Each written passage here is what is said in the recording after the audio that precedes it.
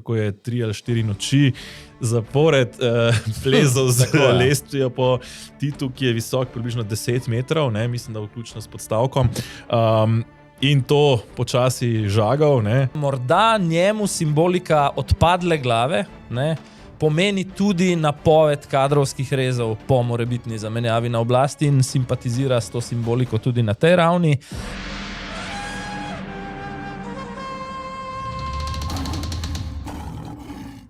Dobrodošli v Tedenski safari, podcast za leve in desne, pa tudi leve in besne. Ja, tokrat pa nas gleda celotno Velenje in kot bi rekel najin televizijski kolega, tudi predsednica in oba nadškofa, kaj ne? Ja, tako je, Peter. Letijo glave ta teden, ne, bi lahko rekla. Ja, nekatere tudi zelo dobesedno, ne, kar je kar nekoliko šokiralo je, da je brez glave ostal največji kip posameznikov oziroma osebni kip posvečen osebi, torej Tito v Velenju. Ne? Ja, in menda celo največji Titov kip na svetu, ta naziv je sicer neuraden. Mislim, da je kdo kje druge kot v bivši Jugoslaviji, pa bi lahko še imeli Titove ekipe. Res je. Ali vsaj večje Titove ekipe od našega. Jaz mislim, Peter, da več stvari, o katerih bo govorila v tej epizodi, kaže na to, da smo dobre 3 mesece pred volitvami dokončno vstopili v predvolilno kampanjo. Zame to, kar smo gledali v Velenju, je predvolilna kampanja, Tito pa uporabljen kot sprožilec te predvolilne kampanje. Kaj praviš? Povsem možno. Sploh glede na okoliščine, sicer bom rekel, da samo idejo, ki jo gospod Pačnik, ki je pač povzročil ta škandal, ne, ki je pretresel celotno Slovenijo, ne, mislim, ni slabo sporočilo, je pa morda izvedba nekoliko neoptimalna. No. Ja, zdaj pa predvsem v smislu predvolilne kampanje je pa timing izbran katastrofalno. No. Ja, jaz bi rekel, da veš tista, da če se oglaša kot pes, je videti kot pes, potem najbrž je pes, o čem govorim, ne. Gre za gospoda, ki je sam izpovedal, da je sosed Janeza Janše, potem je član stranke SDS, ponudili so mu zdaj pomoč odvetnika Matoza, zgodbo so potem hitro pograbili in intervjuje naredili predvsem mediji iz medijske orbite, recimo SDS. Ne.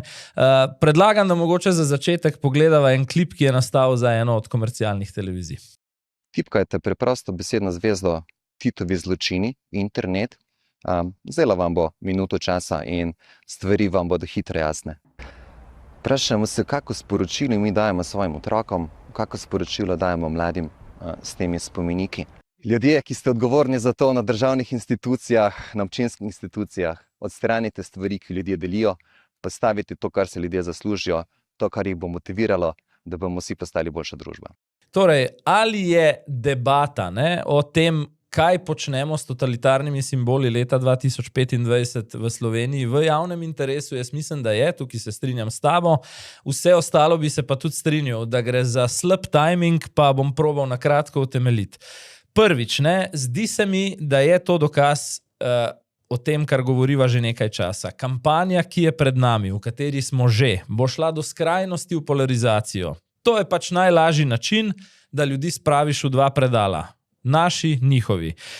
Mislim, da nakazuje začetek kampanje, da se ne bo tekmovalo v rešitvah, ampak da se bo tekmovalo v simbolih. In po mojem mnenju je preteklost pač taka najcenejša kampanja, ne, ker ti zanjo niti programa v resnici ni treba imeti. Koristi po mojem iskrenem prepričanju to obema hegemonoma, za SDS je to v bistvu že preverjena mobilizacija njihove lastne baze. Levi pol, ne, če se sprašujem, kaj dobi, pa s tem dobi idealno strašilo za svoje volivce. Torej, poglejte, kdo se vrača, neke temne, zlobne sile, ki rušijo simbole, če nam ne namenite glasu. To je torej teren, na katerem ena stran ljudi mobilizira z jezo, da letijo glave, ne? Druga pa v bistvu strahom, kar je počela že v preteklih kampanjah, vmes pa v resnici izgine vse, kar naj bi realno odločalo volitve, in to je življenje ljudi v tej državi. In še enkrat poudarjam, to moje stališče ne pomeni, da vprašanje totalitarne simbolike v Sloveniji ni legitimno, absolutno je, ne? Ni pa to bojišče, in mislim, da boš ti rekel še kakšno besedo o tem, kjer bi desna sredina leta 2025 odločilno izzvala levi politični pol za zmago na volitvah, ki niso več daleč. Ja, bom kar nadaljeval na tej točki. Absolutno se strinjam, da je čas, da se Tita in podobno na vlako umakne v muzeje. Ta čas je v resnici bil že 35 let nazaj, ampak glede na to, da 35 let, pa 30 let in tako naprej nazaj tega nismo naredili, je pač tudi danes po svoje primeren čas. Skratka, mislim, da diktatorji, kakršen je bil Tito, kakršen je bil konec koncev Kardelj, Kidrič in podobni, ali pa ne nazadnje, če hočeš Hitler in drugi, katerikoli diktatorji, mislim, da v neki moderni demokratični državi nimajo kaj iskati in imeti osrednji spomenik na trgu enega večjih mest v Sloveniji, mislim, da je Velenje 6. ali 7. Mesto po velikosti v Sloveniji, se mi zdi absolutno neprimerno in ideja, recimo, ki so jo podali tudi Pačnikovi kolegi, da bi recimo poimenovali trg po velenjskih rudarjih, še posebej po tisti nesreči pred kakšnim letom, ali koliko je že bila nazaj, ko so tudi 3 rudarji, če se ne motim, izgubili življenje. Se mi zdi bistveno bolj primerna, ne nazadnje je tudi Velenje rudniško mesto in je to nekaj, kar zaznamuje Velenje bistveno dalj časa in bistveno večja identiteta mesto, kot pa samo dejstvo, da je pač bilo eno izmed tistih mest v Jugoslaviji, ki so pač bila poimenovana po Titu, se pravi Titovo Velenje takrat.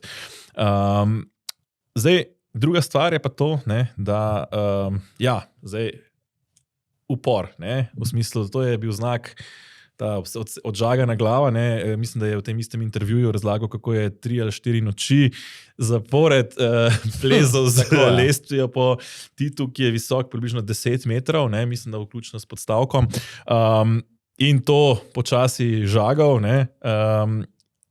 Glede na to, da 35 let tega nismo mogli urediti. Morda je včasih tudi kakšna bolj izzivalna aktivnost primerna, pa vendar bi se hkrati vprašal, bi mu vrnil vprašanje, kakšno sporočilo dajemo svojim otrokom, da vandaliziramo spomenik, ki nam ni všeč. Zdaj, spet, spomenik, ki ima zelo napačno sporočilo, pa vendar.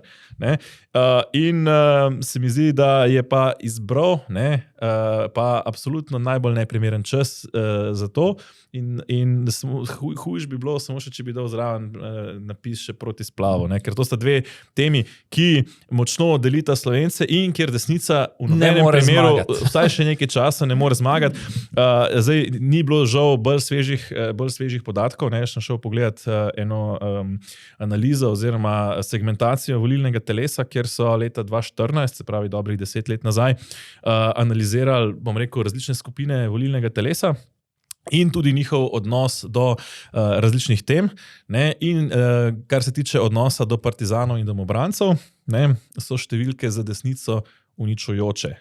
Če želi staviti na to temo, se pravi 6% volivcev so domobranci bistveno više rangirani kot partizani, torej opazno više in po pomembnosti tudi više, ker testirali so pomembnost in priljubljenost.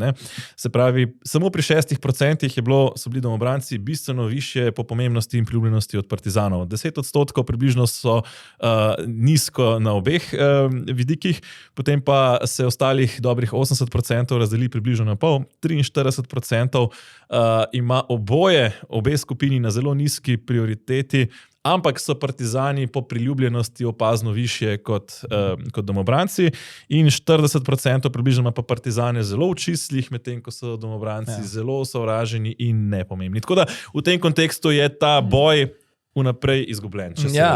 Jaz pa se bojim, da različna trobila znotraj mehurčka in tisti, ki mu načeloma takšno trobljenje ustreza, tega ne vedo, ne razumejo, tudi niso prebrali in razumeli tega tvojega teksta.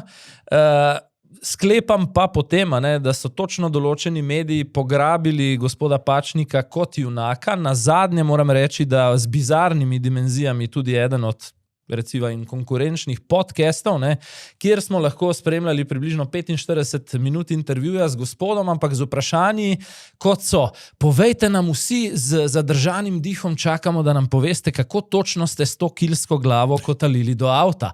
Povejte nam, če vas policija ne bi ujela, kam točno bi to glavo skrili? Kdaj točno, v kakšnem vremenu ste izvajali to akcijo Oprosti? Zdelo se mi je, kot da poslušam občudujoč pogovor po neki junaški akciji reševanja neke prezeble družine, recimo po gorski nesreči, ne pa vendarle pogovor z nekom, s katerim se bo kakorkoli lahko pač vidiva to tematiko, na koncu ukvarjal preiskovalni sodnik in pravosodje.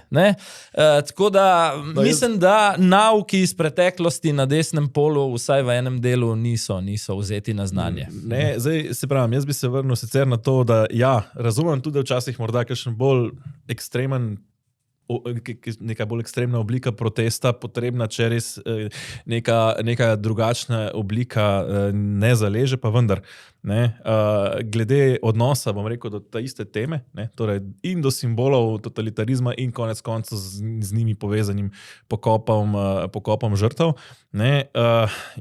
Če bi me kdo vprašal od politikov za nasvet, kaj bi jim rekel, rekel bi, da je to neka tema, ki bi morala biti sicer v temelju jim logična, torej to je nekaj, kar se pravi pokop žrtev, ali pa konec koncev tudi zdaj pokop žrtev še bolj kot odstranitev kipov, pa tudi, ali pa recimo, rekel, spornih, To je nekaj, kar je tvoje temeljno ravnanje, ni pa to program za navolitve. To pač, če si na vladi to narediš, dokaj samoumevno, ni pa to nekaj, s čemer greš loviti volitve, ker potem na tej vladi pač nikoli ne boš. Ja. Je pa res, da morda se zdi, da je pač tudi kakšna druga stran, ki sicer to rada poudarja, šibkejša v ostalih točkah, ker enostavno rešitev za desnico, če želi zmagati te volitve, je, da partizane in domobrance ravno zaradi tistih številk in statistik, ki sem jih prej razložil, umakne čim bolj v kot in se z njimi ne ukvarja in se ukvarja s tem, kaj je vlada naredila, kaj vlada ni naredila, kako je vlada posegla v žepe volivcev, kako je spremenila, bom rekel, etiko nazadnje ali pa poskušala, kako zlorablja demokracijo danes in ponuditi alternativo za prihodnost. Se pa bojim, da nekateri, ki se ravno s takimi akcijami, pač, da se te alternative bojijo oziroma nimajo tako močne, kot bi si morda želeli. Samo še eno asociacijo, preden greva naprej na tehnike kampanje na nasprotnem levem političnem polu. Namreč Janez Janša v zadnjih mesecih na profilu X, odkoder nekako enosmerno nagovarja javnost, pogosto zapiše, to in to bomo razveljavili, to bomo takoj ukinili. Morda njemu simbolika odpadle glave pomeni tudi napoved kadrovskih rezov po morebitni zamenjavi na oblasti in simpatizira s to simboliko tudi na tej ravni. Sicer pa tudi levi pol ima svoje prijeme in greva na odzive srebrne niti oziroma manj naivno Bogdana Biščaka in stricev iz ozadja leve tranzicije, na izgubljen referendum, govorim pa še vedno, zdaj že nekaj tednov minilo od referenduma o zakonu o pomoči pri prostovoljnem končanju življenja, pa se ta levi establishment še vedno ni ne umiril, ne sprijaznil s tem izidom. Namreč Biščak napoveduje, da potem, ko pritožba na državno volilno komisijo zaradi domnevnih nepravilnosti v kampanji, konkretno vloga zdravnikov in cerkve, ni uspel, da bo šel zdaj do konca še na vrhovno sodišče s tožbo. Poglejva en duel med Primcem in Biščakom, pa potem pokomentiral. No, poglejva. Vi s tem, ko vlagate seveda sedaj to tožbo, vi hočete ogoljufati 370,000 ljudi, ki so glasovali proti na referendum. Vi hočete v resnici ukrasti referendum in referendumsko zmago bolnikom, invalidom in upokojencem. In to je nezaslišano. Pričemer je gospod Primc v ugovoru, ki ga je dal na naš ugovor, sam povedal, da so zdravniki vodili kampanjo. Tega nisem rekel, ko so vodili kampanjo. Prečitajte, kaj ste napisali. Jaz sem povedal, da so predstavili svoje stališče. Ne, rekli ste, vodili so kampanjo. Tako kot je svoje stališče predstavil Milan Kučan, kot je svoje stališče predstavila Svetlana Makarovič in tako naprej, pa nobeden od njiju, Slavoj Žižek, nobeden ni bil organizator referendumske kampanje. A je prav? Gospodje, ki jih je naštel gospod Primc, in dame, ki jih je naštel, ki naj bi izrazili svoje mnenje, niso vodili referendumske kampanje. Sodelovali so v kampanji. A ste lahko tiho? Glej, to zelo podobno, kot sem točko 1, torej to zgodbo s Titovim kipom pokomentiral, bi nadaljeval tule. To ni več, kar gledamo, bitka za tisti zakon, ki je padal na referendumu. To je v resnici boj za energijo leve volilne baze, ki v bistvu sledi sporočilu predsednika vlade takoj večer po izgubljenem referendumu. To nas ne bo ustavilo, je takrat rekel Golob. Ne? Da ko izgubiš, razglasiš, da tekma ni bila poštena, da sodniki so bili pristranski, ne? Je bilo do zdaj, in teh usporednic bom danes omenil še nekaj, predvsem na medijskem področju, značilno za stranko SDS, ne? Da se po volilnem porazu postavi v pozicijo žrtve in išče zunanje razloge za poraz, postopkovne razloge in podobno. Ne? In to tudi krepi mojo tezo v nekaj mesecev starem članku na portalu zanima.me, ko sem rekel, da je Gibanje Svoboda najboljša leva reinkarnacija SDS. Ne? Zdaj, Bogdan Biščak, po mojem mnenju tu ni v tolikšni meri v vlogi naključnega državljana, kot je gospod Primc zraven. Prav nasprotno, je prepoznaven obraz tiste trde, stare levice, njenih operativcev, ne, ki na ta način sama priznava politična levica, da to ni bilo vprašanje, referendum ni vprašanje takšne ali drugačne zakonodaje, ampak je bilo to v resnici odločanje o vladi in rezultat jim ni všeč, zato grejo na Vrhovno sodišče.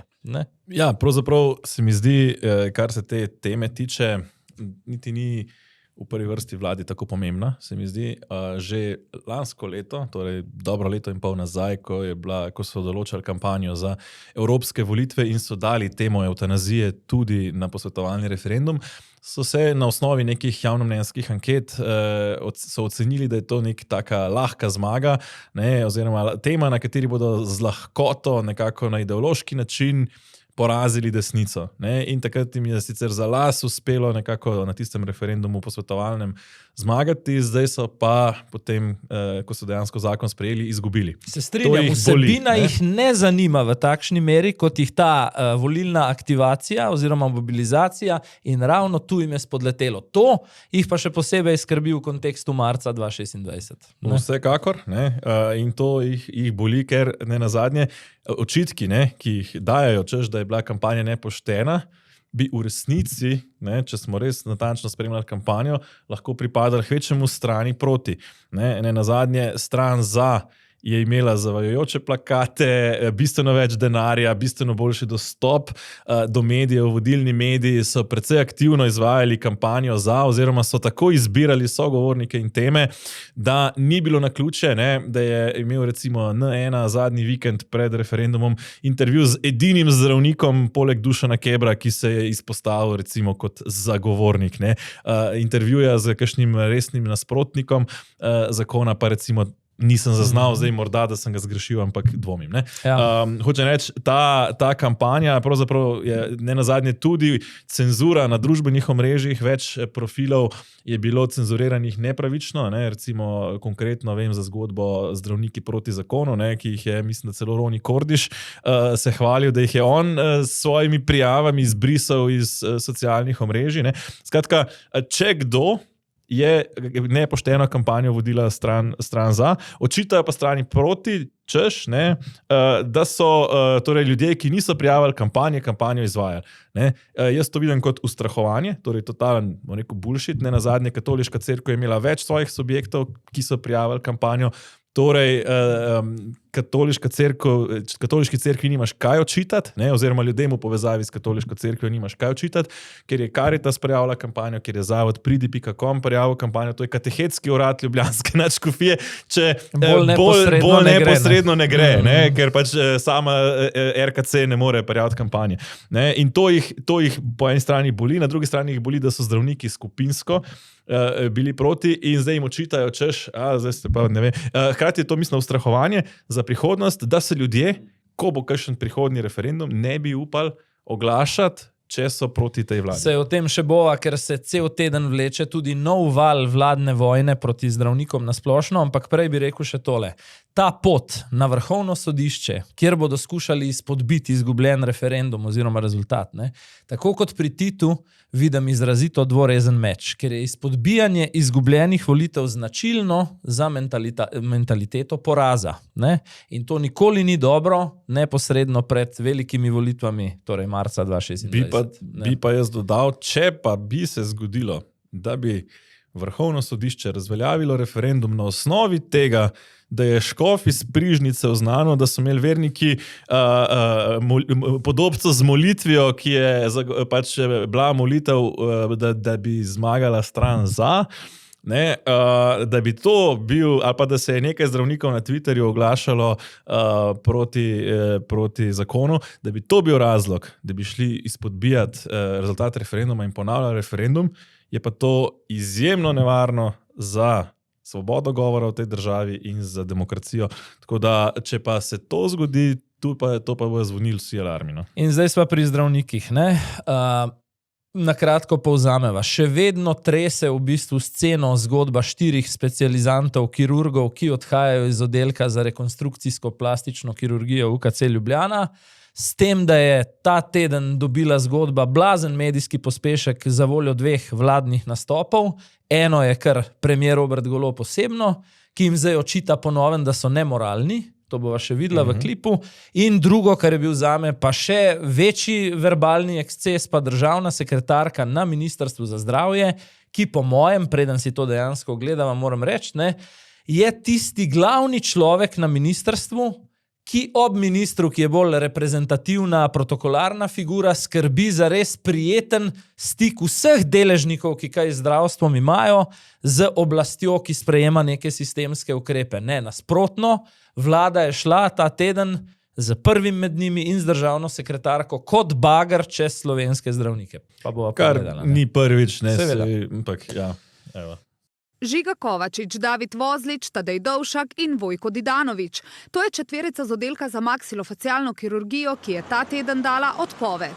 Kolega, ki je prejel koncesijo in se je odločil za zasebništvo, kolega, ki ima zelo močno kliniko in je v bistvu že predhodno izkazoval tudi te ambicije, kolega, ki je bil pri nas pretežno pri nas zaposlen in je manj bil aktiven v zasebništvu.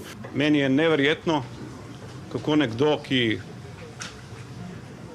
čihar poklic je v resnici moralno najvišji, da prednost denarju pred vsem ostalim. Ja, ne, in to je najbolj kredibilna oseba, ki lahko govori o tem, kako daš denarju prednost pred vsem ostalim, ampak... A se spomniš tistega predvolilnega klipa, ko je rekel, kaj pa jaz imam več denarja, bom samo več neumnosti kupil, ne? Tako. Zdaj, če pustiva to ob strani, namesto, da bi ta vlada tik pred volitvami naslovila resno ključna vprašanja o dostopnosti zdravstva za bolnike, se vladni diskurs v ključnem delu vrti okrog osebne motivacije posameznih zdravnikov, ki jih vlečejo kot neke kriminalce s pinceto iz množice in njihove lojalnosti in pripadnosti javnemu zdravstvu za vsako ceno. In jaz moram reči, da to seveda že dolgo ni konstruktivna politika te vlade v zdravstvu, ampak so to dobesedno politični ekscesi in tale izjava od premierja je samo še ena v nizu. Namesto, da bi vlada priznala sistemske težave in vso stroko povabila kot partnerja, kot deležnika v pogovoru, so obravnavani kot sovražniki, ki jih je treba ne samo regulirati, tudi strogo sankcionirati. Ne? Ja, zdaj razloga, zakaj je tako, mislim, da sta dva. Eno je to, da pač so zdravniki kot taki sposobni zaslužiti opazno več, ker pač vendarle je treba tudi priznati, ne, da zato, da ti prideš do zdravniškega poklica, je bistveno več dela, bistveno več učenja in znanja treba pokazati kot do skoraj katerega koli drugega poklica. Zato je logično, da so pač bolje plačani kot motivacija, da se sploh kdo tega loti. Ne. Zdaj kot drugo, ne, je pa nekako kot taki so se uprli tej oblasti, ki pač teži v uravnilovko in zdaj jih je treba po pravi maniri nekega preteklega totalitarnega režima, ki bi ga že zdavnaj morali pospraviti v kakšen predal, kot so že govorili prvi temi, ne, je treba z njimi pač obračunati kot z razrednimi sovražniki. Ne. In še nekaj bi rekel. Omenila sva prej referendum o eutanaziji, recimo, da ni tisto dolgo ime. Ne? V tej kampanji so zdravniki nastopili ostro proti vladi z moralno-etičnega vidika. Zato je logično, ne? Oziroma zelo prozorno, kako je vlada najprej v popotresnih sunkih napadla njihovo moralno legitimnost. A ne? Torej so pokvarjenci, ki itak dajejo prednost denarju, če so se slučajno v tisti kampanji referendumski želeli prikazati kot moralni, ki dajo prednost življenju. Ne? Ja, pri čemer bi pa rekel to, ko se spravlja zdaj Golob na te, bomo rekel, specialiste. Jaz sem ta teden imel priložnost govoriti z enim resnim specialistom, ortopedom, se o tem v naslednji temi malo več, ampak en vidik, ki mi je tle zelo zanimiv. Ki je recimo, ki ga je izpostavil in mislim, da tudi sem že z večjih zdravnikov tega to isto stvar slišal. Zakaj zdravnik, kakšna je motivacija zdravnika, da dela pri zasebniku in kakšna je motivacija zdravnika, da dela v javni bolnišnici, še posebej, če gre recimo za UKC Ljubljana ali pa UKC Maribor, pa ne nazadnje tudi recimo večje splošne bolnišnice. Definitivno pogoji dela oziroma plača ni tisto, kar bi motiviralo. V Sloveniji so zdravniki v primerjavi celo že menda s Hrvaško, še posebej pa za Avstrijo, Nemčijo, plačeni 3-krat, 4-krat in 5-krat manj, kot bi bili recimo v teh sosednjih državah in tudi v marsikaterem zasebnem centru. Razlika pa je to, da v teh institucijah, ki so univerzitetne ustanove, so timi veliki, se dela na najtežjih primerih, kjer je to vendarle pač UKC Ljubljana, recimo, ali pa ne nazadnje pač tudi kakšne splošne bolnišnice, se dela na najtežjih primerih, kar je karierno zanimivo, kar je strokovni izziv, in ne nazadnje tudi pač, kot etično v smislu, da ti pomagaš ljudem, ki so v največji stiski. Večinoma zasebniki ne jemljajo najhujših, ker so to običajno manjši zavodi, manjše ambulante, ki niti nimajo morda 24-urnega monitoringa, kjer bi lahko operirali ljudi, ki rabijo po operaciji, okrevati še en teden v bolnišnici ali več. Zato taki enostavno pri zasebnikih ne morejo biti. Torej, če se vrnem morda k tem 4 kirurgom, po domače rečeno, za karierni izziv, za moralni izziv in ne nazadnje kot tudi moralna dolžnost, za majhen denar v javnem UKC-ju, ki niti nima možnosti jih bolje nagraditi, ker je pač omejen z omejitvami plačnega sistema v javnem sektorju, popravljajo obraze ljudem, ki so, v prometnih nesrečah, v požarih ali pa recimo, da so rojeni zajčje ustenco, da jim popravijo izgled, da izgledajo potem približno nazaj normalno. Popoldne pa zato, da malo več zaslužijo, še popravijo kakšen nos, kakšni manekenki. Zdaj ne vidim razloga, zakaj bi to bilo nemoralno in ne vidim, zakaj bi se bili morali prisiljeni odločiti, a bodo zdaj za majhen denar delali pomoč ljudem, ali bodo za velik denar pač popravljali nosove. In zdaj sva že iz Ljubljane v Novem mestu, da povzamem zelo na kratko, preden pogledava kratek klip. Torej, predstojnik ortopedije v Novem mestu, sankcioniralo ga je vodstvo novomeške bolnišnice, mu dalo izredno odpoved, kljub nasprotovanju skoraj celega kolektiva tam v Novem mestu. Obtožen je bil, kar seveda še ni dokazano, da je umetno ustvarjal čakalne vrste na oddelku in preusmerjal bolnike v svojo zasebno prakso. Predlagam in odziv, to se mi zdi spet pomembno, odziv premierja je bilo iskreno navdušenje nad potezo novomeške bolnišnice, celo do takšne mere, da je njihovo potezo vzel kot zgled za poziv, da bi morali po vsej Sloveniji slediti tej praksi, pa poglejva. Torej nas lahko skrbi, da bomo priča lovu na čarovnice še nekaj časa. In ko ugotovimo, da te čakalne vrste nekateri, peščica, manjšina zdravnikov izrablja za osebno bogatenje, je toliko bolj pomembno, da takim praksam odločno rečemo ne, dovolj je. Nismo vsi v enakem položaju. UKC Ljubljana, verjetno tudi druge bolnišnice, ampak predvsem oba UKC izvajata najtežje storitve. K nam pridejo ljudje, ki res te storitve nujno potrebujejo in mi zagotovo nimamo prostora, da bi zdravili ljudi, ki tega morda celo ne potrebujejo. Tako da bi te čakalne vrste verjetno bilo prej smiselno prevetriti, kje druge. Zdaj, kjer jaz vidim neskladje in je šla vlada sama sebi v kontro, interventna zdravstvena zakonodaja, ki jo je ta koalicija izglasovala nekaj dni nazaj, eksplicitno priznava, da javna mreža sama ne zmore bremena. Da so koncesionarji zaželjena celo nujna dopolnitev te mreže, hkrati pa s svojimi izjavami, kot smo jih videli, implicitno ponuja podobo, da so vsi zdravniki, ki poleg javnega razmišljajo še o zasebnem, neetični in da celo cuzajo, izkoriščajo ta sistem. Ne?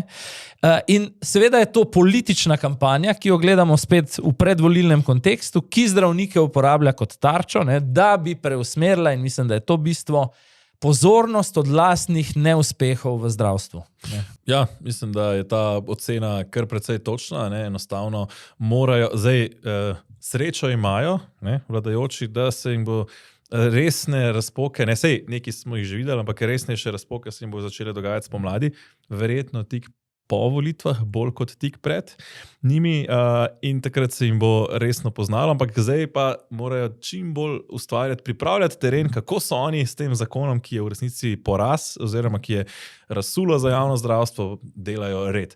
Ne? In to je pravzaprav ta zgodba iz Novega mesta. Pa prej nadaljujeva, morda pogleda še eno izjavo državne sekretarke Jasne Humar na to temo. Ne? 600 operacij letno je v resnici za kirurga precej malo. Pravim, da je 600 operacij na kirurga je precej majhna številka. Če grejo najboljši proč, se kvaliteta neizogibno pade. Se vam ne zdi? Ali so res ti 4 najboljši? Tako pravijo sami. Vojko Didanović se je denimo skupaj z Urošem Ahčanom zapisal v zgodovino kirurgije. Bolnici, ki je zaradi raka ostala brez nosu, sta na njeni podlakti vzgojila nov nos in ga presadila na obraz. O slovenskem dosežku je pisal ves svet. Prejel je jabolko navdiha, bil delova osebnost leta. Ja, se je v bistvu vse povedano, ne? Ja, ne, zdaj te kirurgi smo videli, ne, in podobna zgodba je tudi recimo pri ortopedu Gregorju Kavčiču, ne, ki je bil nagnan iz splošne bolnišnice Novo mesto. Tudi on je bil leta 2019 nagrajen kot, mislim, da častni občan oziroma neko nagrado občine Novo mesto je dobil ravno za svoje izjemne dosežke, za kar so v obrazložitvi pisali, da se dobesedno njegova šola po celotni državi imenuje Novomeška šola ortopedije in da se vsi potem zgledujejo. Ne, zdaj, če se odgovor Jasni Humar, zakaj so morda to res vrhunski strokovnjaki. Zdaj, nismo pogledali še enega izseka Jasne Humar, ne, kjer je dejala, ne, da je ta ortoped v Novem mestu namerno podaljševal čakalne dobe in da je bila narejena škoda tistim, ki so ostali v čakalni vrsti v Novem mestu. Ne. Zdaj, zakaj je šlo? Dr. Kavčič je bil vodja oddelka ortopedije v Novem mestu, delal je redni program, potem je delal tudi izredni program v Novem mestu, ampak ker je vodstvo bolnišnice pač, lahko rečemo, skoparilo s plačili za medicinske sestre, so se medicinske sestre, ki so asistirale pri teh dodatnih programih in bile zato mizerno plačane, uprle. Dr. Kavčič jih je podprl, večkrat je bil kot sicer tudi precej težkega karakterja v sporu z vodstvom bolnišnice in vodstvo bolnišnice je zdaj to situacijo pravzaprav izkoristilo, kaj pa je ta situacija bila. Ne? Od marca letos ni več izvajajo dodatnega programa ravno zaradi upora medicinskih sester in je te bolnike, ki bi jih sicer dodatno operiral v Novem mestu, preusmeril v zasebni zavod, ki je koncesionar in jih je on operiral tam. Ne, kar je pa v praksi pomenilo, da niso mogli vsi iti tja, ampak samo tisti, ki so nekoliko lažji, ker, kot že prej rečeno, jih niso mogli čez noč oziroma dolgo časa tam imeti. Ne, zato pravijo, da je bila narejena škoda bolnikom v Novem mestu, kar je čista laž. Ne. Vsi bolniki so zaradi tega prej prišli na vrsto, tisti, ki jih je on vzel mimo vrste, so itak prej prišli na vrsto, tisti, ki so ostali v vrsti, so pa prej prišli na vrsto, ker je bila ta vrsta zdaj dejansko krajša.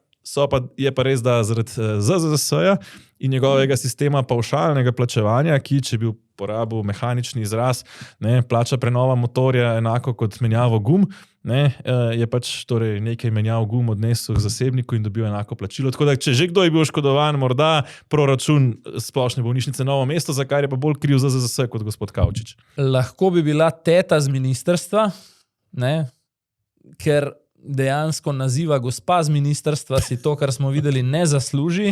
Zakaj teta? Zaradi tega, ker v izhodišču degradira vrhunske kapacitete na njihovem področju kot neke samovšečneže, ki so se sami oklicali za najboljše. Ne?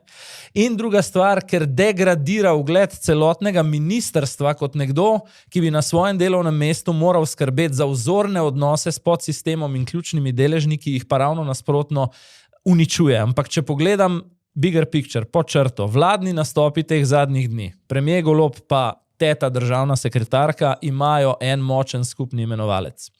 Oba dva se subtilno sklicujeta na moralo oziroma domnevno umankanje morale pri zdravnikih.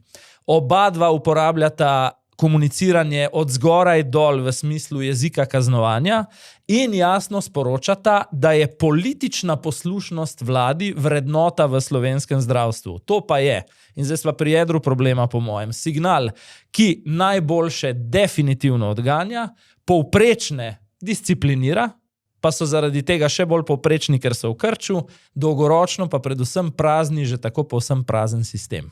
Ja, če smo že pri tem, kdo je škodil bolnikom v Novem mestu, z razpadom sistema, ki nastaja, namreč prej je bil dr. Kavčič vodja tima, v katerem je bilo še 5 ortopedov, zdaj, oziroma 6, poleg njega še 5, se pravi, zdaj jih je ostalo 5, od tega eden star 66 let, tik pred penzijo in 2, ki bosta verjetno zapustila bolnico, če se stvari ne spremenijo, kot pravite.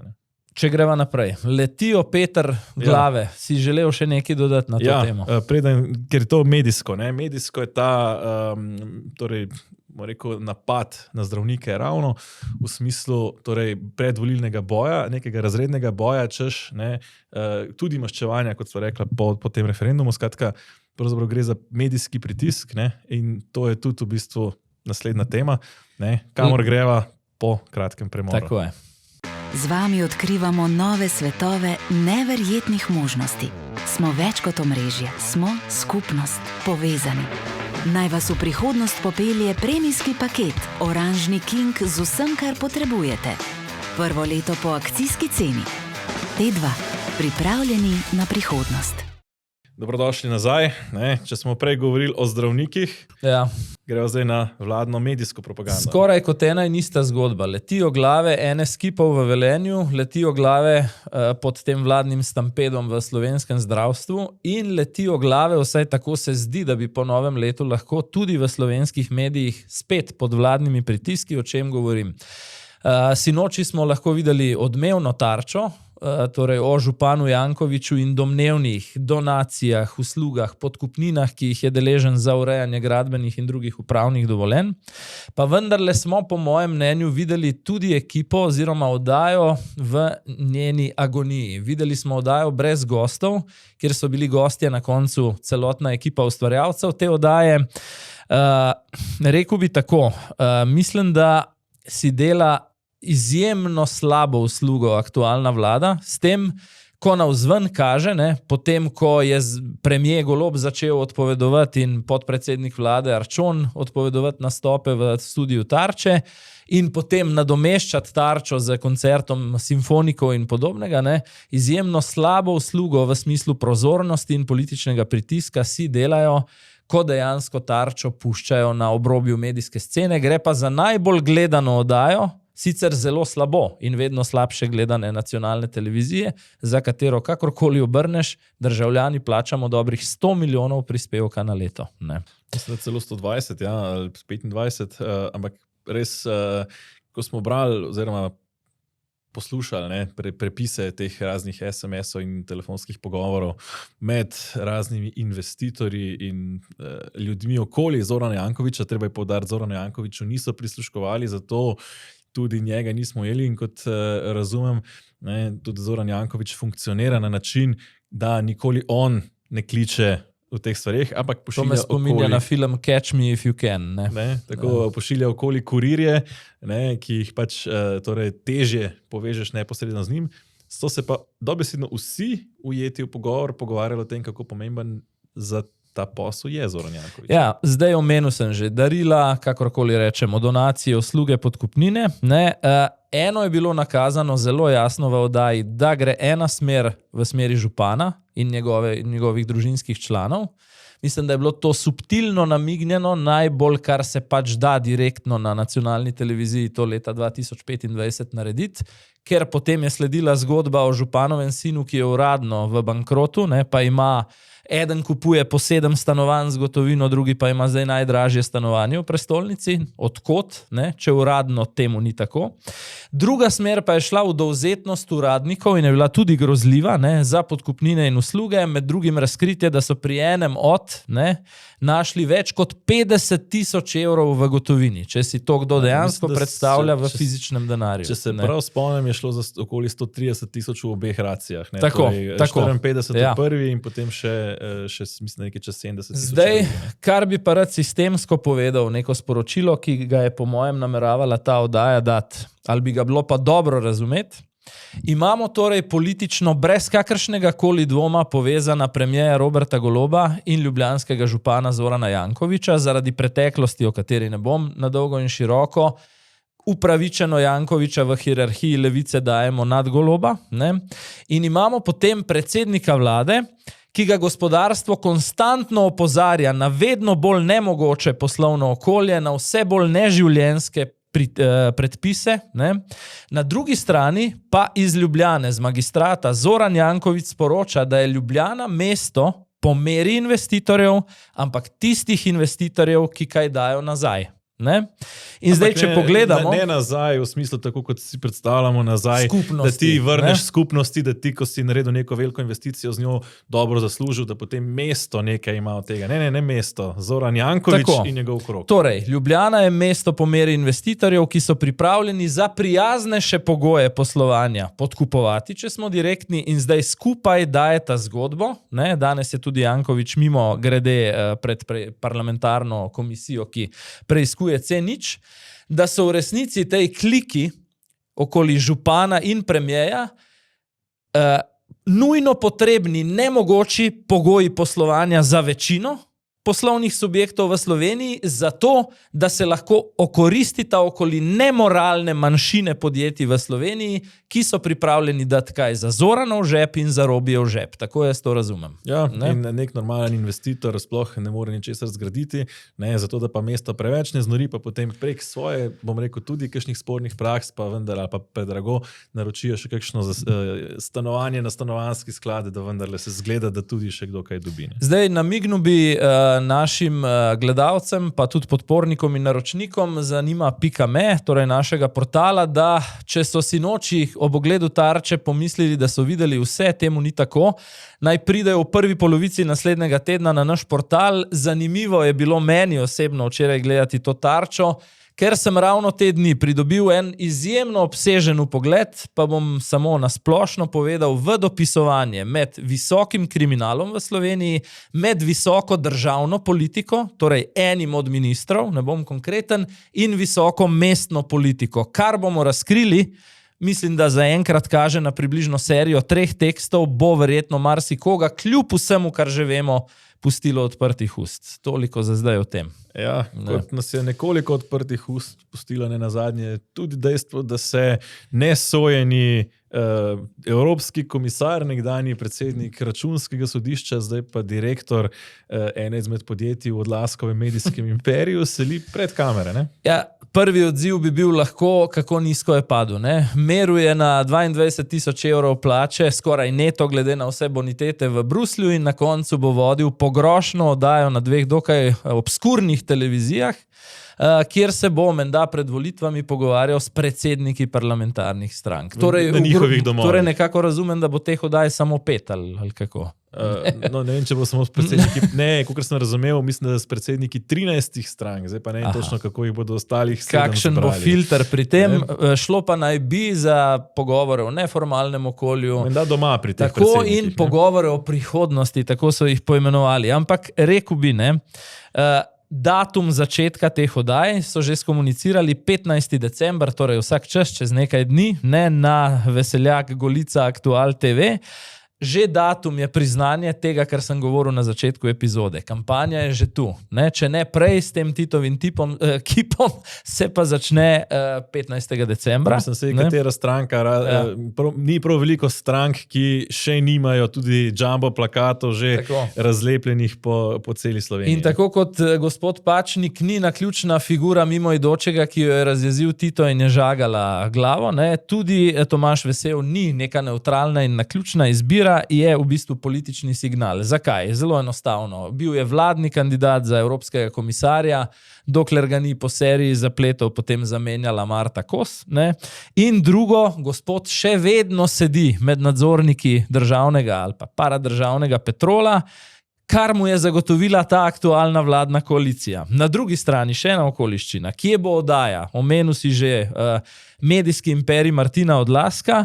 Oddaja bo v prostorih družbe Salomon, družbe, kjer je ta vlada v tem mandatu poskrbela, da jo je v bistvu družba Besolventa v tej isti lasti odkupila v tem mandatu nazaj iz slabe banke oziroma SDH-ja, kjer je bila zaradi dolgov, ne. Po mojih neuradnih informacijah je bilo najnižje vrednotenje za ponovni odkup Salomona 9 milijonov, no nakup je bil za 3,6, torej z diskontom, ogromnim diskontom, ne, da se je s tem politično olajšalo konsolidacijo nekega medijskega imperija, ki je za aktualno vladno politiko uporaben. In če dodam še to, da ta medijski imperij že itak šel čez vse meje, ne, tiste zdrave konkurence s tem, ko obvladuje, mislim, 80 ali koliko odstotkov vseh radijskih postaj v Sloveniji, kar pod nobenim pogojem v neki normalni državi ne bi smelo biti v rokah enega lastnika. Zdaj, bilo pa bi preveč naivno misliti, da stvar ne gre v dve smeri in da Martin Odlazek ni v prvi vrsti poslovnež z nekimi drugimi dejavnostmi in operacijami, šele potem tudi medijski lastnik. Logika takega formata, kot sva ga opisovala, torej osebni obiski pri predsednikih strank, mehkejši človeški razgovori, ne, praviloma namreč normalizirajo vse akterje, ne samo nekaterih, delajo velike, še večje, ne, in koristijo predvsem polarizaciji. Enaka je logika provladnega Siola, torej ko pride neka anketa Valikona, ki je ugodna za svobodo, svoboda raste, ni naslov samo svoboda raste, ampak če si opazil, SDS in svoboda daleč pred vsemi. Zakaj? Ker gre za taktiko lijačenja glasov dvema največjima, vsi ostali vmes pa so v tej igri popolnoma nepomembni. In če bo Vesel torej gostil vse predsednike, ne, bo to mehčanje robov skozi neke prijetne pogovore, tudi mehčanje za Janšo, ne nujno kot propaganda, to mislim, da ne, ampak kot učinek formata. Več časa, več kadrov, več normalizacije, podobno kot gredo predsedniki strank, naprimer na podcaste, kot je Aideja in podobno. Razlagati sebe skozi vidik, kot sami želijo, da bi jih javnost prepoznala. No in ta podoben duopol smo videli še na eni reviji, ne, to je pa tako je. Ona Plus. Ja. To je pa še en večji medijski lastnik, ne, torej Stojan Petrič, lastnik Dela, to je njihova ženska priloga Ona Plus, kjer so se v zadnji številki odločili, da ponudijo medijski prostor, vsaj jaz tako to vidim, pa boš potem povedal še ti, obema taboroma. Na eni strani tabor Robert Golob, na drugi strani tabor Janez Janša, ne? In zdaj imaš tu dve medijski strategiji. Golob je šel v Ono Plus kot predsednik vlade. Pogledal sem ta intervju, razlagal je izključno o svoji politični funkciji, o svoji težji odgovornosti, ki jo čuti pri vsaki odločitvi, o tem, kako ogromno odločitev mora v kratkem času na tem položaju sprejeti, ne? Medtem, ko je Janšev tabor poslal soprogo, torej bilo je ta kontrast med vsebino pogovorov je zelo opazen. Ta drugi pogovor z gospod Bačovnik Janša je bil povsem brez programa, povsem brez politike, sporočilo je bilo ravno nasprotno, ne gre za oblast, gre za človeka. Humanizacija, mehčanje, normalizacija, to, kar sem govoril prej. Golob pa si je prizadeval graditi podobo voditelja, ne? Janša biti bolj domač, bolj človeški. Se pravi, eden je tu kot premier, drugi je tu kot zgodba, ne? In oba sta seveda globoko v kampanji. Ja, in mislim, da je tukaj pa lahko čestitamo taboru Janša. Ne? Mislim, da so glede na sploh ciljno publiko revije, glede na tudi siceršnjo vlogo Urške Bačovnik Janša, ne, ki je mimogrede zdravnica, zelo tudi prodorna, sposobna in dobrega videza, ne nazadnje, kar pa tudi ni nepomembno. Ne. Ženske, recimo, po mojem, bistveno bolj nagovorila kot Robert Golob v svojem izrazito političnem tonu. Bi pa 2 ali 3 ocvirke izpostavil iz pogovora z Robertom Golobom, ker je bil notranje politično že po formatu bolj zanimiv. Eno je, da je premier proti koncu pogovora novinarki priznal, da je že v življenju obiskoval psihoterapijo. Drugo, kar mi je padlo v oči, pa je bilo, da je na vprašanje, kako spi, glede na vse breme odgovornosti, ki ga nosi zadnja 3 leta in pol, odgovoril, da vedno, da je takšna, predvsem to je zanimivo, sem takšna osebnost, da vedno spim brez težav. Ne? V mojem prevodu, kot sem jaz to glede na vse, kar vem o Robertu Golobu interpretiral, sem človek brez vesti. Karkoli se zgodi čez dan, mirno spim. Ne? Ja, to je kar, mislim, da dober opis za sicer Roberta Goloba. Ja. In zdaj greva še Če sva pred časom komentirala razne nagrade, ki so čuvaje, ki so jih prejeli razni medijski projekti, predvsej dvomljivega slovesa, ne, oziroma za prispevke dvomljivega slovesa, da ne bom narobe razumljen, da je šlo za kakšen medij dvomljivega slovesa. So ta teden potekala Meškova priznanja v organizaciji Združenja novinarjev in publicistov. Ne, če bi rekli zelo po domače, ne, če je društvo novinarjev ta levo novinarsko društvo, je Združenje novinarjev in publicistov pač ta desno, ne, novinarsko društvo. Kdo bo rekel, ko bom to pokomentiral, ne, da sem bil dolga leta na Planet TV-ju, sem bil potem zamenjan in da imam zdaj neke strašne zamere v zvezi s to situacijo. Prvič, časa je minilo ogromno od takrat, drugič, našemu novemu medijskemu projektu gre tako dobro, da lahko samo z nostalgijo gledam na pretekla leta in ne z obžalovanjem, ampak kakorkoli. Meni izstopa med nagradami nagrada za Planet TV oziroma Planet 18 kot informativno oddajo. In sicer 2 točki, ki izstopata v utemeljitvi, torej zakaj, ne? Skrbijo za pluralnost in odmik od senzacionalizma. Prepustim tebi in tvoji prvoosebni izkušnji glede pluralnosti, jaz bi o odmiku od senzacionalizma povedal samo anekdoto, ne? Ko nisem bil več na funkciji, ko me je zamenjal tam nekdo drug, ne, sem potem seveda od ekipe, ki je ostala, dobival informacije, kaj jim novi odgovorni urednik razlaga, med drugim zelo pogosto, da se navija, ne, da bi se na določen dan zgodil bodisi umor ali posilstvo, ker se kriminal, nasilje in seks tako zelo dobro prodajajo na prvih minutah informativne oddaje. Zdaj, če je to odmik od senzacionalizma, potem smo padli zelo globoko. No.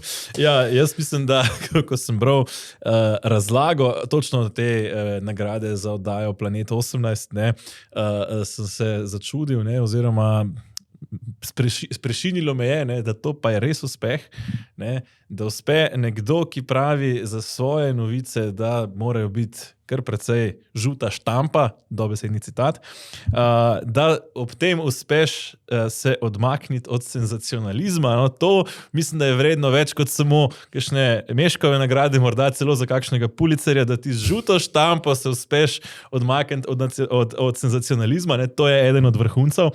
Res pa drugač, bom rekel tako, ekipi Planet TV iskreno čestitam, ne, ker dejansko imajo kar nekaj dobrih novinarjev in potegnejo na plan kar nekaj zanimivih zgodb, ki jih drugi ne.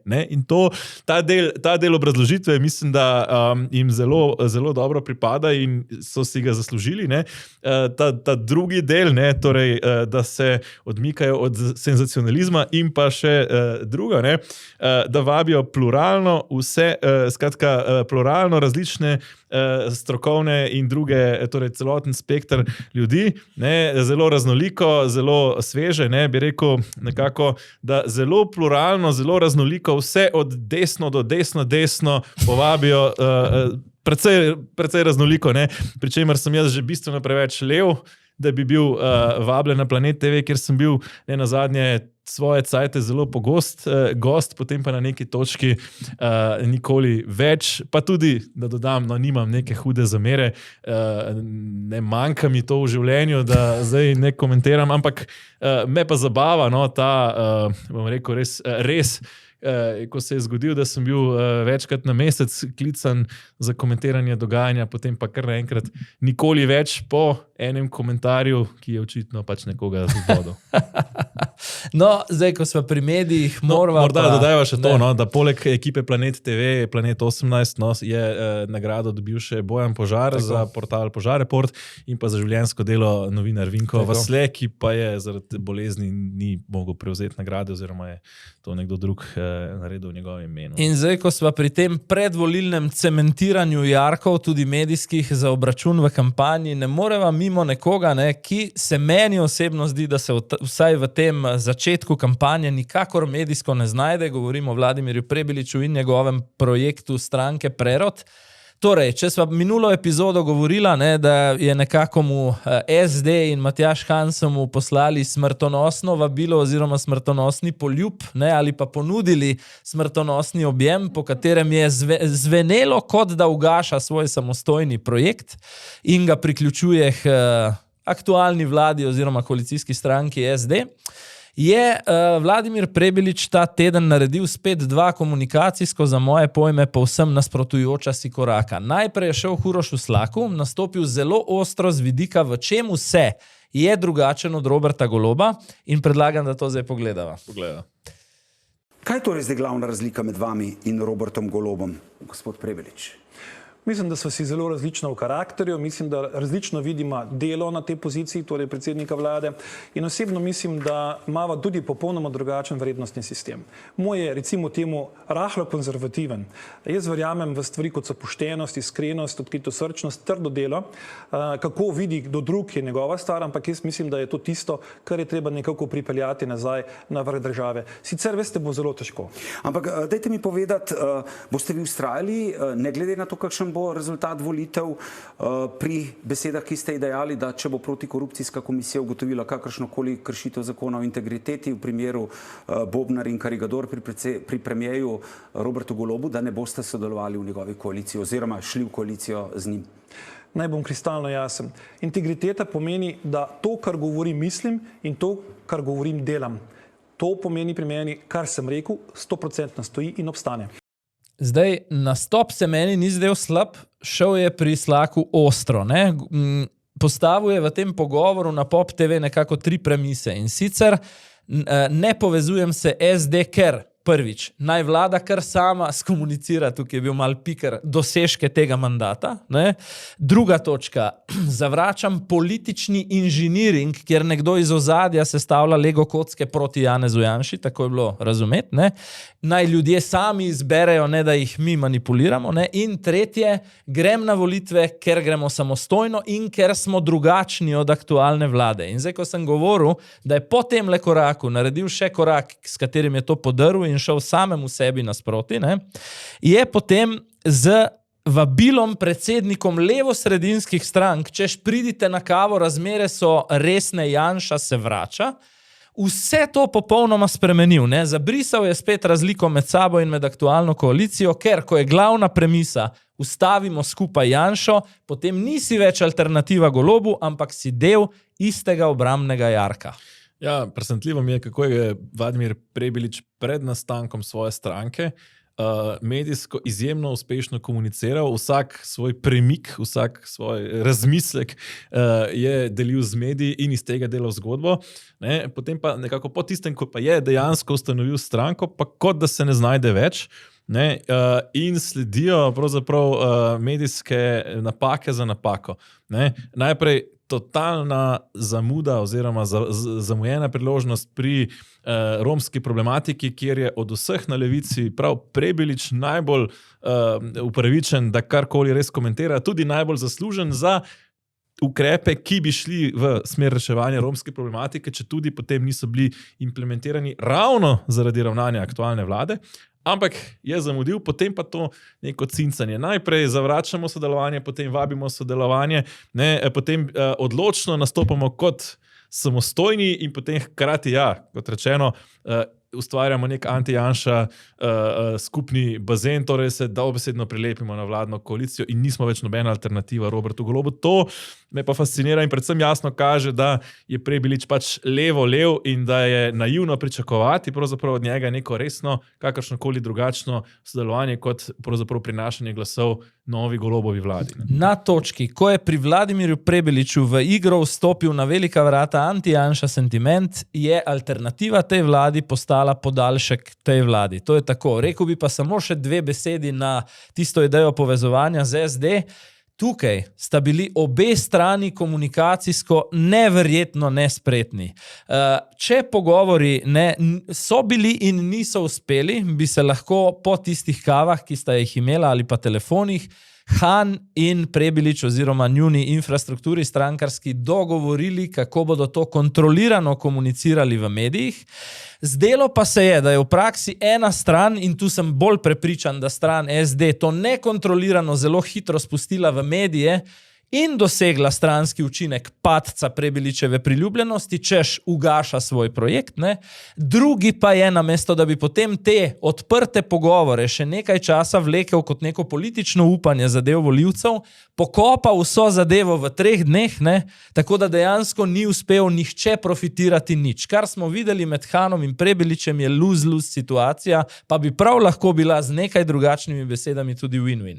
Ja, presenečen. Recimo, ker sem pričakoval, da vendarle ekipa okoli Vladimirja Prebiliča premore nekoliko več taktičnosti, kot jo zadnje tedne spremlja. In še nekaj, dejstvo, da se niso niti najmanj uskladili o komunikaciji tega navzven, tudi priča, kako naj bi bili skupaj neka alternativa Golobu. Mislim, da temu ni tako, da niti ambicije ni po alternativi. Je pa za to, ker je Matjaž Han nekako morda tudi pomagal ugašati Prebiliča, dobil neke vrste nagrado, ali kako bi rekel? Moj vtis je tak. Moj vtis je dejansko tak, da je Matjaž Han v zgodbi z Prerodom in Prebiličem odigral epizodno vlogo, ustvaril pri veliki večini volivcev vtis, da se Prebilič ne gre več in da komaj čaka, da pač priključi novo stranko SD-ju. Podpora je padla, profitiral je najbolj Robert Golob, in zdi se mi, da je Han dobil kot nagrado neko mehko obliko nagrade za lojalnost, medijski highlight in nastop v prime timeu z zakonom o udeležbi pri dobičku. Zelo na kratko opišem, zakaj gre. Zakon je v resnici z mojega pogleda benigen. Imeli smo že do zdaj možnost, da lastniki podjetij del letnega dobička razdelijo med zaposlene. V zakonodaji aktualni piše 20% do 20% dobička, zdaj po novem je to do 33%. Ključna razlika, zakaj je to podjetjem pomembno, pa je, da je ta del, ki ga razdeliš v obliki lastništva v podjetju, 10% manj obdavčen, kot so recimo bruto plače. Torej je tudi za lastnika davčno ugodneje. Ampak, šele ko prave številke slišiš, da se je do zdaj tega posluževalo 10 podjetij na leto od 75,000 slovenskih podjetij, da se bo pa z novim zakonom, ki to lajša, posluževalo 100 do 150 podjetij od 75,000, šele ugotoviš, kako nepomembno je vse skupaj. Je pa Matjaž Han dobil nekaj komplimentov in trepljanja pod rami od avtoritete slovenskega gospodarstva Igorja Akrapoviča in na ta način epizodno dobil nekaj izpostavljenosti več. Ja, nekaj pa vendarle je, Zdaj, rovovske bitke skozi v bistvu govoriva od prve minute te epizode o njih, še naprej se igresta tudi predsednica Republike Nataša Pirc Musar in premier Robert Golob. Tokrat so razlog veleposlaniki. Na kratko, vlada je imela paket imen, ki jih želi nominirati tik pred iztekom mandata za razna predstavništva po svetu. Predsednici se 4 še posebej niso dopadli. Aleksandar Jevšek, kar je zanimivo, ker gre za aktualnega ministra iz kvote stranke SD, Iztok Mirošič, ki naj bi ga iz Amerike prestavili v Rim, Ksenija Škrilec in Ivana Nedižavec-Korade, ki naj bi šla na OECD v Parizu. 2 od teh, torej Jevšek in Korade, sta že umaknila svoji soglasi, potem ko sta videla, da predsednica ne namerava podpisati teh ukazov. Pa vendar moj komentar, zdi se mi presenetljivo, tukaj moram iti proti predsednici, da stvari, s katerimi se ne strinja, javno komunicira, potem ko sta imela še nedavno spet enega od zaprtih sestankov s premierjem, pa vendar ni, da tega čisto ne razumem. Ker premier potem vedno naredi po svoje, tudi tokrat jih je vlada gladko potrdila v paketu, vsa ta imena, se je navadila, da premier na koncu reče, pa se je bila predsednica do zdaj tiho, zdaj se oglaša, ko smo imenovanja že speljali, zato se zdaj očitno Musarjeva preventivno oglaša vnaprej. skupno, kar lahko ugotovimo iz tega, pa je med tema dvema funkcijama nimamo zaupanja. Ne? Med predsednikom in predsednico ni nikakršnega, niti najmanjšega zaupanja. Bom zelo kratek tle s komentarjem. Ni neobičajno, da se tik pred volitvami vplivni kadri blizu vlade grebejo za veleposlaniška mesta, kajti to je zagotovljena služba za kar nekaj let, precej dobro plačana, precej udobna. Ja, jaz vidim še eno dimenzijo nasprotovanja Nataše Pirc Musar. Spomnil se boš kampanje predsedniške, ne, ko je imel Robert Golob idejo Marte Kos, pa je potem Kučan rekel, ni dobro, da so vsi ključni položaji pod eno stranko. Mislim, da gre ob dveh zelo nekompatibilnih karakterih na levem polu tudi za izraz Milana Kučana, ki nekje iz Murgel z stisnjenimi zobmi še za silo tolerira Roberta Goloba, potem pa pošilja preko Nataše Pirc Musar deloma tudi te signale, da ga ima polno kapo. Ne? Dotaknil bi se na hitro guvernerjev, med kandidati ni več Saša Jazbec, ki je sama obupala in pravi, da se tega ne gre več, torej se ni niti prijavila. Ne? In dogajanje na KPK, kjer je najin kolega Aleš Kocijan že začel z funkcijo namestnika predsednika. Slišim, da mu ne delava krivice s kakšnim komentarjem, da je celo iz RTV se odločil za odhod, ker je bil označen kot premalo lojalen vladajoči stranki. Me pa nekje na večji sliki tega dogajanja na KPK zanima samo eno, ali je predsedničina nezaupnica šumil, ne? Garancija, da se do marca Golobu ne zgodi nič, ali ravno obratno, nov pospešek, ki bo garancija, da še pred marcem izvemo, kakšno je mnenje KPK-ja glede Karigadorja in glede druge afere Bobnar. Mislim, glede tega je tako in tako vprašanje, če bo sploh upravno sodišče pravočasno razsodilo, da bi KPK sploh s temi postopki pred volitvami nadaljeval. Ne, glede predsednice sem pa želel še to reči, da se mi zdi, da se tukaj Nataša Pirc Musar želi pač javnosti pokazati, poglejte me, tukaj sem, oglašam se, ali to počne na spreten ali nespreten način, je pa povsem drugo vprašanje. Mislim, da je Nataša Pirc Musar kar mojstrica se oglasiti na zelo neroden način. Moram pa reči tu pa, da je glede na bager način, na kakršnega grejo Golob in Svoboda, čez vse podsisteme te države, morda blagodejno, da sem in tja predsednica deluje kot neka zadnja ročna zavora na vse nore ideje in prebliske te oblasti. Preiskava Šutar, glede na to, kako eminentna tema je bila to pred mesecem, pa je vlada poskrbela, da ni več, ne, bova vsaj midva dosledna.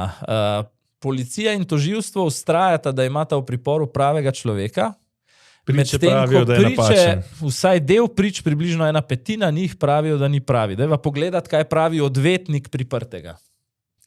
Ni več podan utemeljen sum za to, da je on storilec, oziroma utemeljen sum se je zelo zdrahlal, to bi lahko rekli, glede na izide izsledke preiskave. Pa od prvega dne je Sabrijan povedal, da on ni storilec in je povedal, kdo je storilec. Pa on ne bi smel ostati v priporu, ker verjamem, da bo to sodišče prevzelo ta vroč kostanj, ker tožilstvo si ne upa reagirati na ta dejstva, ki so neizpodbitna.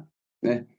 Zaradi ne vem kakšnih razlogov, ampak dejstvo je, da v spisu 100 podatki, torej, če bi jutri bilo sojenje, bi Sabrijan Jurković bil oproščen. Ja, ne, zdaj, ko sem jaz že nekaj dni po napadu bral na nekaterih bolj lokalnih ali pa manjših medijih analize, da so pravzaprav prijeli napačnega, sem si mislil, pa menda bo policija vedela, koga ima za zapahi. Zdaj, po tem tednu, tudi sam nisem več prepričan, zdi se mi pa, da če se izkaže, torej, da dejansko Sabrijan Jurković ni tisti, ki je kriv, ampak nek SŠ, ne, kot beremo, in da recimo ta SŠ pobegne v tujino in nihče za to smrt ne odgovarja, bo pa to huda blamaža tako za tožilstvo, kot za celoten pravosodni sistem in nenazadnje tudi za vlado Roberta Goloba. Ne želim si biti Robert Golob, ko se to izve. Ja, dodal bi par stvari, ki kažejo, kako resno se je v ozadju lotilo tega primera, medtem ko so bile pred kamerami velike besede, tudi premierja. Šef policijske uprave Novo mesto je odstopil potem, ko je bil v Novem mestu izveden po tragediji izredni strokovni nadzor nad delom policije. Ne? Ta je pokazal marsikaj, med drugim eno stvar, ki je zelo pomembna v kontekstu tega, kar smo zdaj videli. Namreč, da policija ima opremo, da vsa svoja posredovanja, sploh tako delikatna, na terenu snema in s tem zbira dokaze. in ni imela nobene opreme. Torej, posnetkov tragičnega večera ni, zato zdaj edino, kar je, so izjave prič. Ne? No, in pustimo dejstvo, da je v bistvu ta vladna nomenklatura, izredni strokovni nadzor zaupala človeku, pišem tudi na zanima.me, ki ga Robert Golob med policisti uvršča med janšiste, to je eno, ne? Potem so zamenjali šefa novomeške policijske uprave in ga dali kam? Na generalno policijsko upravo, kar je v bistvu napredovanje. Ne? Promote away, ne? In še čisto procesno, po več kot mesecu dni ni obtožnice, skoraj mesec in pol. Zakaj je pa še en bizaren razlog? Prej sva se ukvarjala z novomeško bolnišnico, ne? Ki izganja ortopede in tako naprej. Obdukcijsko poročilo, kot ena najbolj rutinskih stvari, po mojem laičnem prepričanju, sploh v primeru, ko nekdo umre zaradi frontalnega udarca in padca na tla, ne? Od 27. oktobra do danes, ko smo skoraj sredi decembra, obdukcijskega poročila o razlogih za smrt še ni. Ja, šuter pa je že pokopan več kot en mesec. Tako. Ne, preden zaključva, ne, lahko rečeva samo, smo vam rekli. Ne? Ja, res. In to je še ena zgodba, ne, na katero sva minuli teden opozorila tako v special kot v redni epizodi, namreč, da je dolgotrajna oskrba samo ena velika obljuba, v resnici pa je nič ni. Pa poglejva. Bodo januarja cene položnic v domovih za starejše res nižje, kot je obljubila vlada? Iz nekaterih domov že opozorila. Do konca leta ne bomo zmogli. No, ta novica je prišla 4 dni po najni zadnji epizodi in zdi se mi, da sva bila optimistična, ko sva izrekla, da bo 1.1. približno 5 ali 6 tisoč ljudi izpadlo iz sistema, ker nekatere neuradne informacije kažejo, ne, da 16 vstopnih točk, v glavnem gre za CSD, obdela okoli 100 odločb na teden, čakajočih je še 13 tisoč vlagateljev, torej bi to pomenilo 130 tednov oziroma več kot 2 leti, ne. Zame je Simon Maljevac, glede na napredek tega projekta, še vedno potencialno politično truplo takoj po novem letu, da ne govorim v povezavi na prejšnjo temo, da je to tudi Luka Mesec zaradi novomeške tragedije. Še naprej.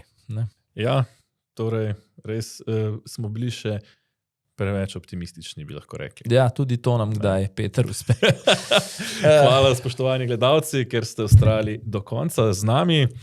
Res smo vas veseli. Tako, ker je dogajanja na domačem političnem parketu iz tedna v teden več, ker akteri skrbijo, da gremo z neverjetno hitrostjo in zgoščenostjo dogodkov proti volilnemu marcu. Nekako zadnje tedne nisva imela prav veliko časa, da bi vam razložila še naš pogled na ključne zunanje politične dogodke, zato tokrat za vse sladokusce, ki vas zanima geopolitika, posebna epizoda za naročnike in podpornike Safari Special. Tako, že jutri v soboto zjutraj, tisti, ki pa še niste naročniki in podporniki, imate torej do jutri še čas, da to postanete in si to dajo tudi pogledate. No, za vse ostale pa se znova vidimo prihodnji teden. Bodite lepo.